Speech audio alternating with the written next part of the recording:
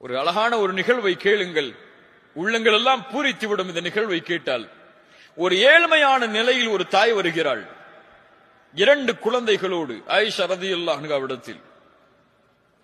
ரசூலுல்லாஹ்வுடைய வீட்டிற்கு உணவு கேட்டு ஆயிஷா ரலியல்லாஹு அன்ஹா அவங்களுடைய நிலைமையை பார்த்தவுடன், அவங்களுடைய வீட்டில் என்ன சாப்பாடு இருக்கும்?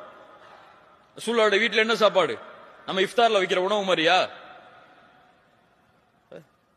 சஹர்ல வைக்கக்கூடிய வகை வகையான உணவுகள் மாதிரியா?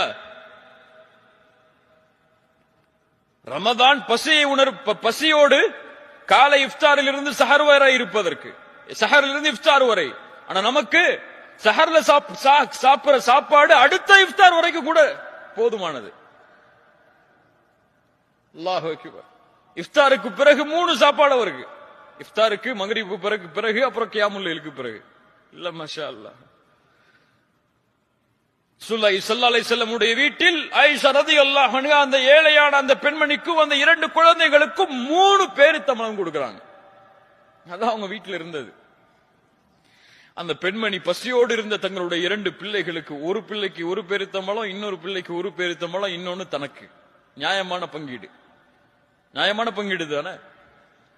அந்த தாய் சாப்பிடல அந்த ஒரு பேரித்தம்பழத்தை. அந்த 2 குழந்தைகளும் சாப்பிட வரைக்கும் கொஞ்சம் காத்து இருக்கிறாங்க. ஆயிஷா ரலியல்லாஹு பாக்குறாங்க அத. அந்த 2 குழந்தைகளும் பேரித்தம்பழத்தை சாப்பிட்டு முடிச்சிருச்சு. தாய்க்கு ரொம்ப சந்தோஷம். அதுக்கு பிறகு அந்த பேரித்தம்பழத்தை சாப்பிடலான்னு வாய்க்கு கொண்டு போறாங்க. அந்த 2 குழந்தைகளும் கேக்குது, எனக்கு கொடுங்கன்னு சொல்லி. சுப்ஹானல்லாஹ். உடனடியாக அந்த தாய் அந்த 2 பேரித்தம்பழத்தை பிரித்து